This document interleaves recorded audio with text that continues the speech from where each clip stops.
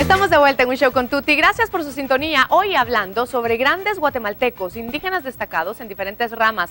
Y es muy bonito el ir conociendo cómo realmente diferentes ramas, como la vida misma, siempre se van desarrollando y dan frutos extraordinarios. Y parte de esos frutos es gracias a las personas que hoy hemos invitado y muchas más. Estos son solo algunos.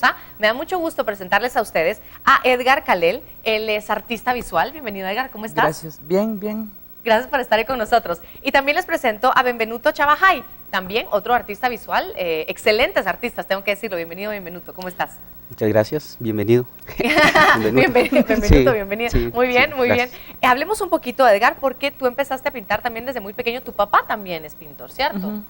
Cuéntanos un poquito de cómo es a través de la pintura. Fue con la pintura que empezaste, Sí, ¿cierto? sí. ¿Cómo empiezas tú a darte a conocer? Porque sé que tú ya has sido invitado también por otros países, has estado en Brasil, has estado en Argentina, también exponiendo. ¿Cómo empieza la pintura en tu vida? Bueno, uno empieza a caminar en el pueblo y de repente mientras vas saliendo de tu casa te das cuenta que hay tiendas de pintura, que hay galerías de arte, que esa riqueza visual entra por tus ojos y después buscas una manera de cómo empezar a sacar esa parte, todo eso que entra, se procesa y después se transforma en algo más. Y ese algo más toma tiempo para ver qué vas a hacer con eso. Entonces, de esa manera, para mí es bien importante que mi papá desde un principio ya pintara. Ajá. Entonces, esa relación con los colores, con la materia también. Entonces, lo hace a uno experimentar desde muy temprana edad. Pero entonces, de un tiempo a otro, como que existe la necesidad de como buscar una técnica. ¿Cómo vas tú perfeccionando en esa técnica? ¿Llevas algún tipo de estudios? ¿Todo ha sido a través de lo de tu padre y la experiencia? ¿Cómo ha sido? Al principio aprendí con mi papá, después salí a estudiar. Estudié aquí en la Escuela Nacional de Artes Plásticas, de ahí tuve unas becas fuera de Guate.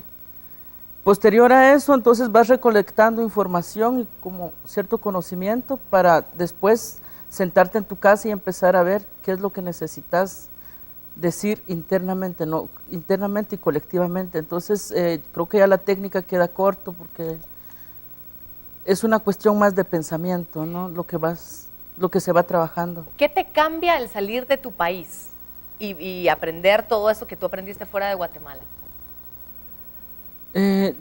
Creo que el aporte más grande es que uno voltea la mirada al país y se da cuenta de que uno viene de una cultura milenaria y que hay muchas cosas que hay que decir y hay que explorarlas, ¿no?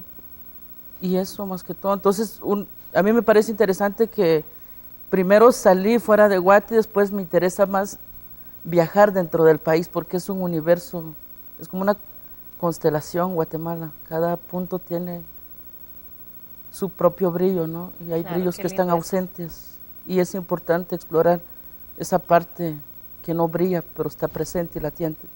Qué lindo, me encantó lo que acabas de decir. En tu caso, Benvenuto, también has sido incluso galardonado fuera de Guatemala, has estado en Estados Unidos, en Nicaragua, México, en otros lugares.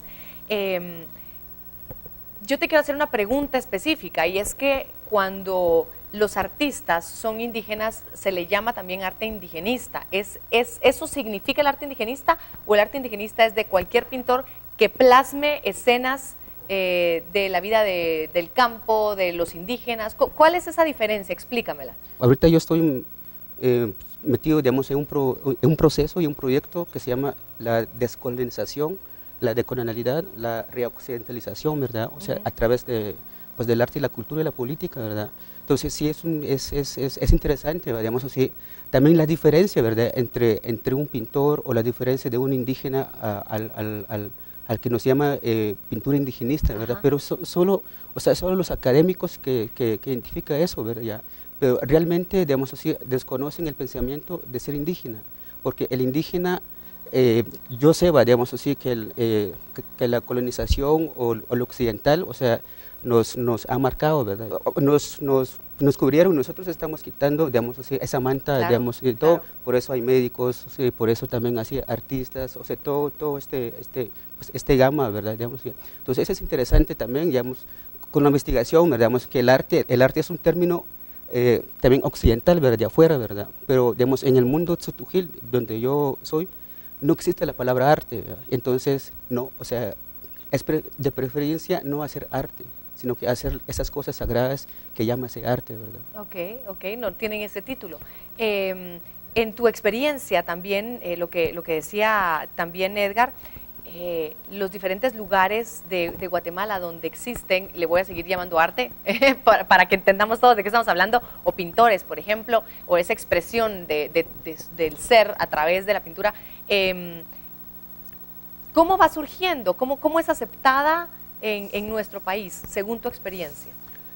Es que es un poco difícil porque como arte es arte, ¿verdad? O sea, tiene que ser pintura, ¿verdad? Pero lo que hacemos nosotros, digamos, o sea, es un arte contemporáneo que retomamos, o sea, digamos así, los conceptos de nuestros ancestros, digamos así, ¿por qué tenemos que llamar arte? Si el arte no existe en nuestros pueblos, entonces, ¿por qué tenemos que hacer arte, verdad? Entonces, hagamos esas cosas sagradas y lo podemos transportar, digamos, en ese escenario, digamos, que el occidente llama arte, ¿verdad? Transformo y transfiguro, ¿verdad? Y eso es lo que tú plasmas en lo que nosotros llamamos arte. Sí, Perdón o sea, que siga con la palabra, es que es para poder entenderlo porque me cuesta traducir lo que creo que tú me quieres... sí. Pero eso es parte de la descolonización, o sea, desde el pensamiento occidental, ¿verdad? O sea, hay que alejarse, hay que desprenderse, digamos, de esos conceptos. De los conceptos, ¿verdad? En las nuevas generaciones, los que vienen detrás, como tú decías que me encantó, las constelaciones en toda Guatemala que a lo mejor no están brillando todavía, pero hay que dejar esa semita para que empiecen a brillar. ¿Se atreven las nuevas generaciones a... Ustedes son de una nueva generación, son muy jóvenes. ¿Se atreven a brillar, se atreven a hacer esas cosas diferentes sin ser tachados, sin ser señalados, sin ser discriminados?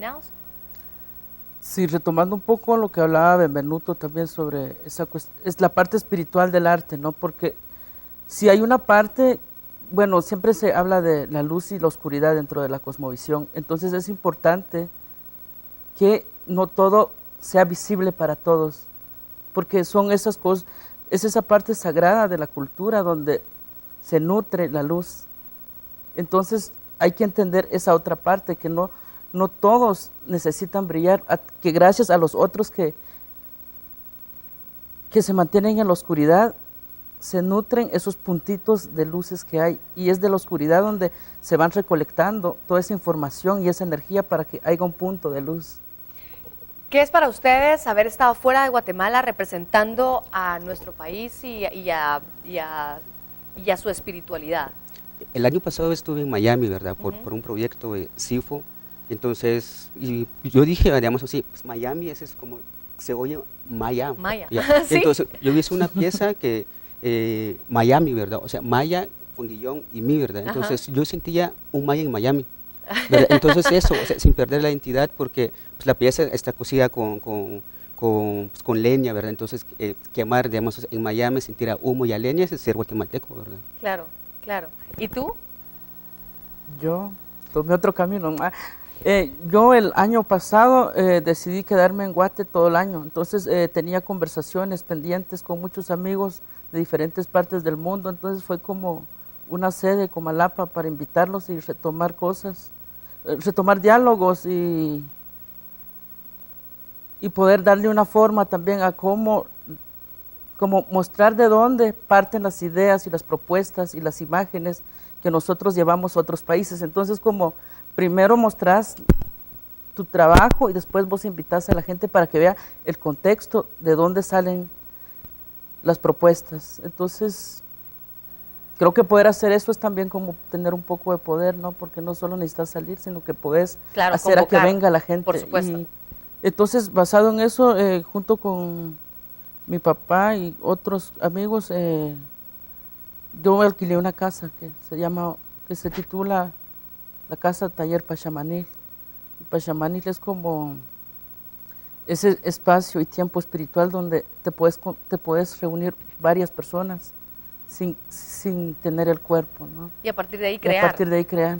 Qué bonito. Yo les agradezco mucho haber estado hoy con nosotros, compartiéndonos un poquito de lo que ustedes hacen, compartiéndonos también un poquito de cuál es esa visión que ustedes tienen del plasmar el espíritu de alguna manera, ¿no? Sacarlo de donde esté para ponerle alguna forma, según lo que entendí, y espero respetarlo de esa manera. Gracias por estar con nosotros y nosotros continuamos con más de Un Show con Tuti después de la pausa.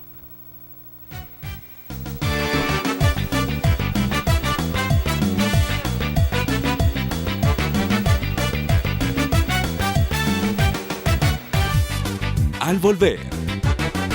Y sales tú con tu bata y empiezas a llamar y la gente se queda todavía como asombrada, como con cierta duda de que tú tengas o puedas tener el conocimiento